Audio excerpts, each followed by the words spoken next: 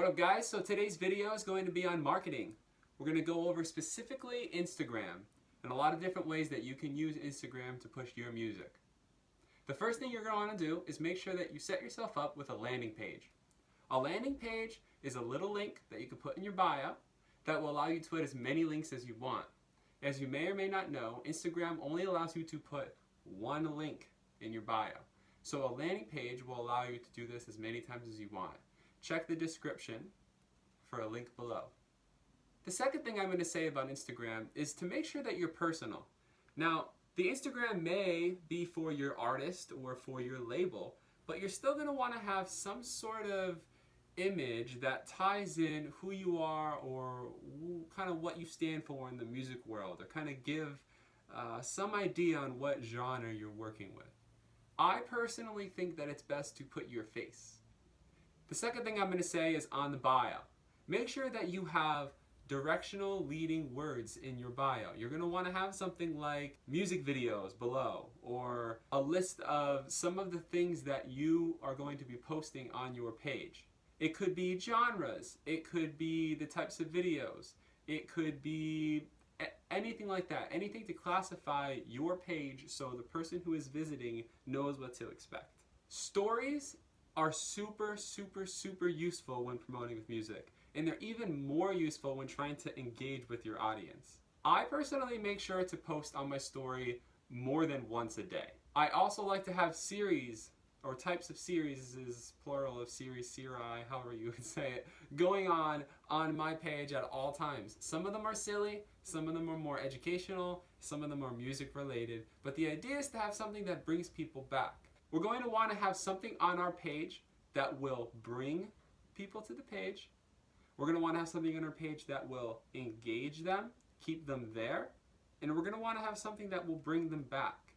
Now this could always be, the same thing, but those are the three little angles to look at.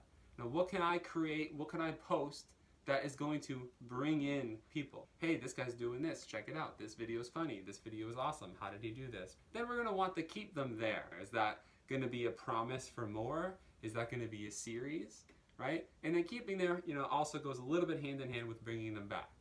Another thing in your stories is they're disposable. They're not like your posts. They go away right away. So feel free to experiment with them. Trial and error, see what works, see what people engage to. It's safe to say that stories that are engaged with will be seen by more people. So always set up your story so that there is an option for somebody to engage with. Whether you're saying something in the video that makes people want to respond, or you have one of those vote this or that kind of things going on, or you have a poll going on, anything like that will help. You can also add up to one hashtag on your stories. That is something I suggest. And you might not want to have it in the story itself, but you could actually shift it off screen to the side, and the hashtag will still be there and it will still do the job of a hashtag. I'm going to follow that up with posts. Posting is another thing that we can kind of do a trial and error with. Try to find out what kind of content will work for your audience and what kind of content will bring the audience that you're looking for.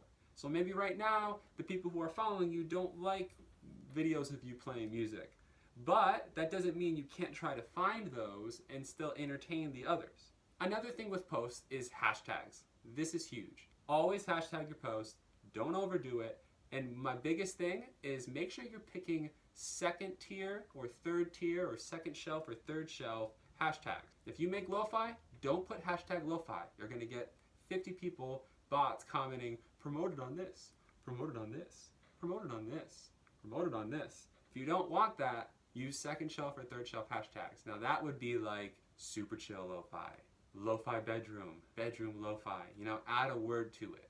This just spreads it out a little bit more. There won't be 6 million posts that have that hashtag. Experiment with the different kinds of posts you're doing as well, between videos, pictures, multiple pictures, short videos, long videos. See what kind of thing is going to be helped with your algorithm. You're going to want to see what kind of videos are naturally picked up by how your algorithm is currently set. And I should say algorithms. I did watch a lot of videos on this and read a few things, and apparently there are multiple algorithms going on at play. Another cool one that is relatively new to Instagram is Reels. Now, as you know, that's portrait videos. So we'd be going like this. As it is on TikTok, if you know anything about TikTok, shorter videos do better than longer videos. That just happens to be how it is. Most people are scrolling and just kind of exploring that way. They don't usually even watch the whole video. It's important to keep in mind that they'll only see a couple seconds of the video. So it might not be a bad idea to put your name in there in the beginning, or maybe if it's a longer video, to put a 3-second clip of the best part, or something like a teaser or a clickbait within the video itself. Another really cool feature on Instagram is called the Collab Post. This will allow you to post the same content with somebody at the same time and share likes and comments. This is great for expanding your fan base, your audience, and your engagement. Reach out to like-minded individuals and artists or creators or labels that are doing the same thing and try to do some sort of collab post. There are many options. I mean, honestly, it's endless. Overall, Instagram is an amazing spot for connecting with people. It's the DMs is straight up somebody's phone on their phone, and they're gonna be like, oh, it's this. It might be in their, requests, Instagram messages or whatever. But the important part is that it's face-to-face. It's person-to-person communication. You kind of can't beat that. But it's also important to be careful with it, right? Because that could be annoying. We could be spamming people. So one thing that I like to do is I try to set myself up for a DM. Instead of just messaging somebody that you're interested in talking to flat out, being, hey, yo, you want to collab? Or, hey, man, how'd you get on that playlist? Or something like that. Engage with them. Support them more. Learn more about them. Comment on their videos with things more than a fire emoji or, oh, dude, this is good, or sheesh, or whatever you may say. You kind of want them to recognize you when you DM them. And it would be nice if they were your friend when you did that. When you're on your Instagram, it's important to not only be creating and pushing your own stuff. It's very important to also engage with Instagram itself.